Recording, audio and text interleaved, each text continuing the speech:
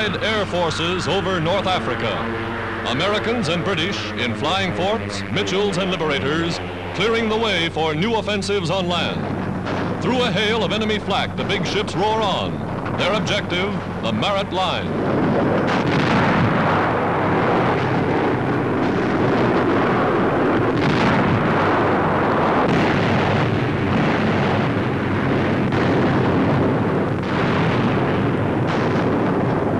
Big bombers softening up Rommel's Africa Corps with load after load of high explosives. Anti-aircraft fire fails to stop them.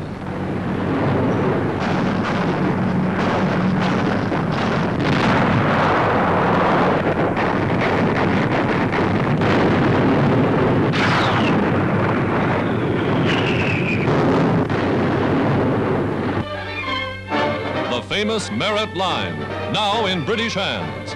Behind these concrete emplacements, Rommel was expected to make a stand.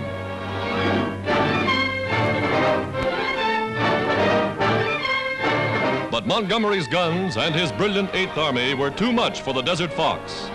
Here, General Alexander, Allied ground chief, and French General Giraud visit the fighting front as British artillery gives the Nazis no rest.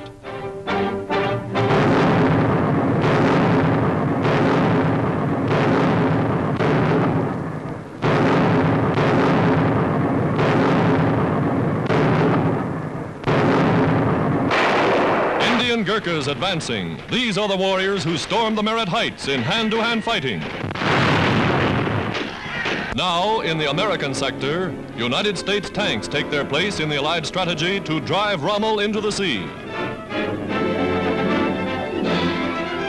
The commander, Lieutenant General Patton, surveys the Axis positions.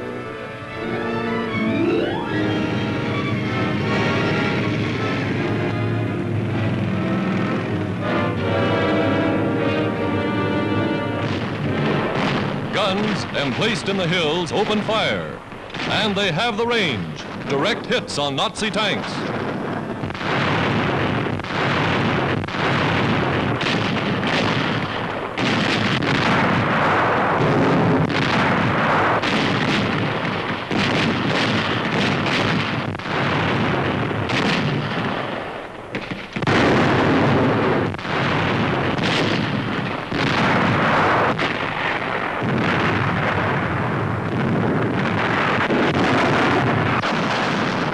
The general grins with satisfaction.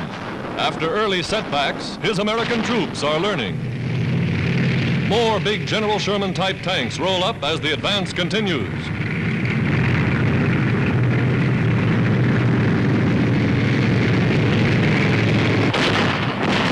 Now, streaming toward the last mountainous barriers to join the magnificent British, Yankee gunners see inspiring evidence of Allied superiority over the vaunted German Mark IVs.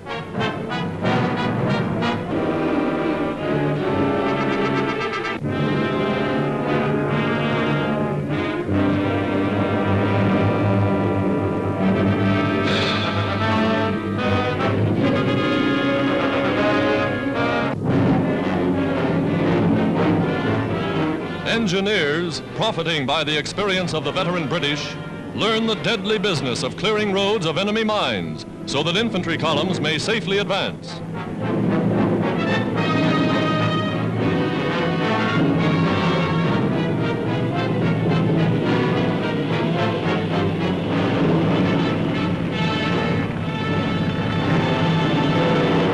The Junkers 88 attacks the supply line, bombing the road.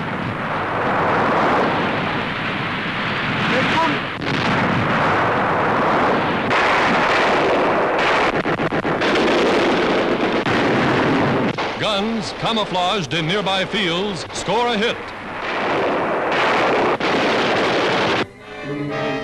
Italian prisoners, captured in earlier stages of the fighting. In all, the Allies have taken some 30,000 Axis soldiers since breaching the Maret Line.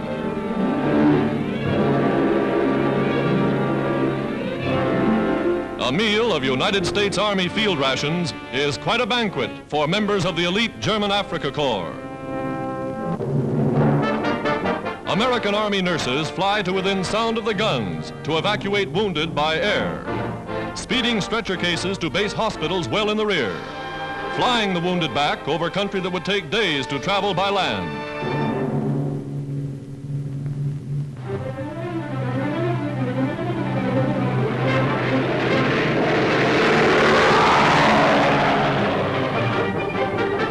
General Eisenhower, Allied commander in North Africa, visits General Patton's frontline headquarters as the combined Allied force bottle up the Nazis in the northeast corner of Tunisia.